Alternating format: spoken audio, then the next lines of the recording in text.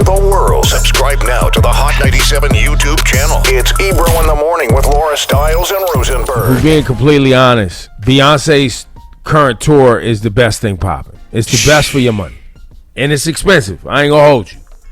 But I saw a woman that listens to the program when I was leaving the show with Issa and my family. And she stopped me to say, the only reason I'm here is because you came on the radio and said it was worth the money, and it was 3 hours of nonstop get downs. And I said, did I lie? She was like, hell no, that joint was fire. I mean, it's crazy enough that Natalie texted me, I swear to God, it might have been 20 minutes into the concert. And she knows what my feelings are like on this subject.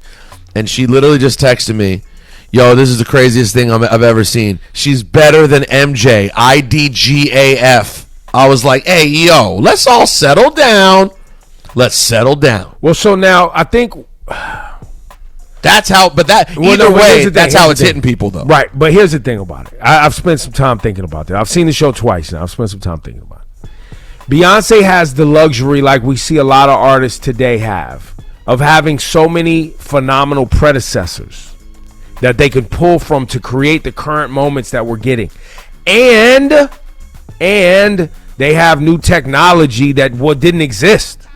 New stage setups, new screens. Yo, Beyonce has robotics on stage that help the outfits come to life. Like literal robots are on stage, like some assembly line, like they're putting cars together on stage. It's crazy. It's the screens, the sound, and then look, we've seen, those of us that have been paying attention, if you've never been to a Beyonce concert, I got a button for you because you're missing out. And if you go to other concerts and you think they compare to a woman singing and dancing for 3 hours straight in heels with outfit changes and interludes and bruh, you ain't seen nothing like it, fam.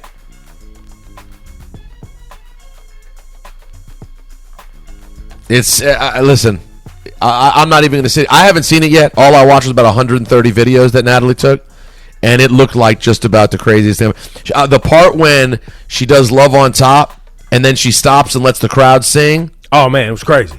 And you hear 70,000. And listen, you know what I'm not going to do? What I'm not going to do, Ebro, because I want to do it. What I'm not going to do is start a Taylor Swift tour versus Beyonce tour thing. I'm glad you brought this up because there is a conversation. I got to find the article. It was written some months ago about how Taylor Swift's tour is getting so much more coverage than Beyonce, and Taylor Swift's show doesn't even sniff Beyonce's pinky toe as far as the level of performance. Now you know that, or you think that? No, that's what the article said. The article says that. I'm not saying this. Well, but how is it possible? Here's what I want to say. I'm not talking about overall talent, right? Because Taylor writes all of her music. That's Beyonce right. Doesn't write all of her music, but her voice is better and she dances better and she blah, blah.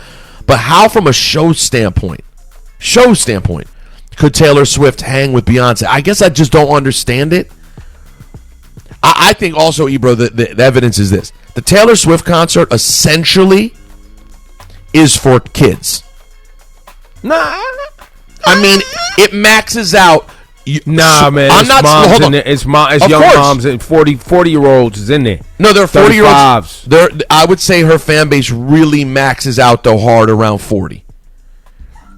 And also, you're not telling me the Beyonce crowd's not a million times more diverse.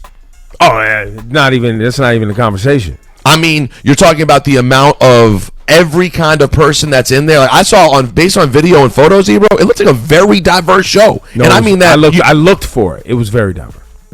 Not just black women who you of course know are going to be there in droves, but I'm seeing a lot of everything.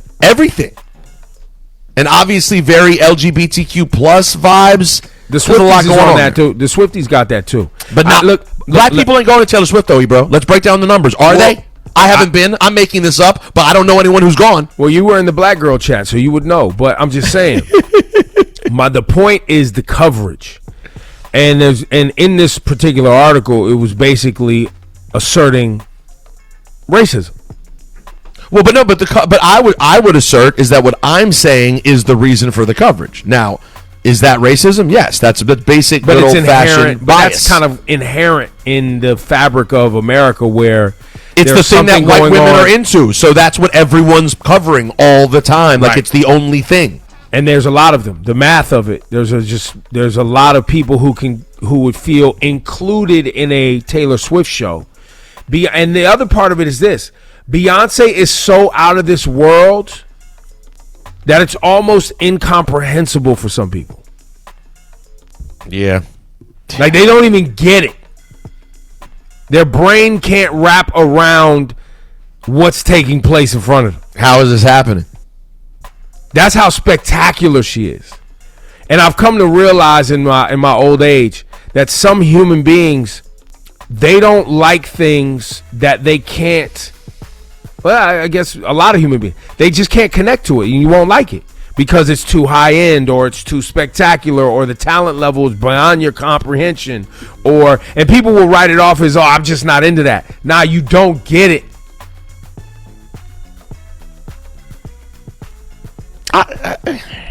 Does it take a lot to get how great Beyonce is, though? It takes a lot for people to admit it. That's a different conversation, though. But to get it, really? Or are you pretending not to get it? Exactly. Like, see, you can watch her. With me. Now you're with me. You with me. Anyways, go see Beyonce. That's the point. Yeah, there it is. And that's the flashing lights report, because there was a lot of lights flashing in that Beyonce. A lot of flashing lights.